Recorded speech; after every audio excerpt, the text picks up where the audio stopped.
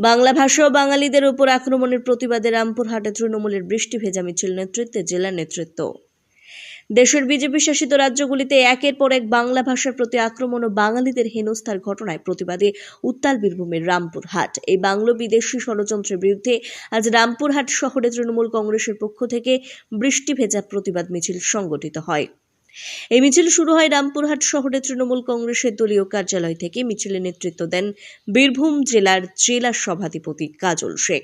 তার সঙ্গে ছিলেন কোর কমিটির চেয়ারম্যান আশিস বন্দ্যোপাধ্যায়, বিধায়ক বিকাশ রায়চৌধুরী, রাজ্যের মন্ত্রী চন্দ্রনাথ সিনহা, মহিলা সভানেত্রী সাহারা মণ্ডল এবং অন্যান্য তৃণমূল নেতা ও কর্মীবৃন্দ। বৃষ্টিকে উপেক্ষা করে ভিজে ভিজে তৃণমূল নেতৃত্ব গোটা রামপুরহাট শহরের গুরুত্বপূর্ণ মোড়গুলি পরিক্রমা করেন। শহরের জনজীবনের কেন্দ্রবিন্দু পাঁচমাথা মোড়ে এসে শেষ হয় এই প্রতিবাদ মিছিল। এই মিছিল থেকে দলীয় নেতৃত্ব বিজেপির বিরুদ্ধে সরব হয়ে বলেন, বাংলা ও বাঙালির আত্মমর্যাদা রক্ষার লড়াই থেকে এক চুলও সরবে না তৃণমূল কংগ্রেস। বাংলা ভাষা আমাদের অহংকার, তা কখনোই মুছে দেওয়া যাবে না।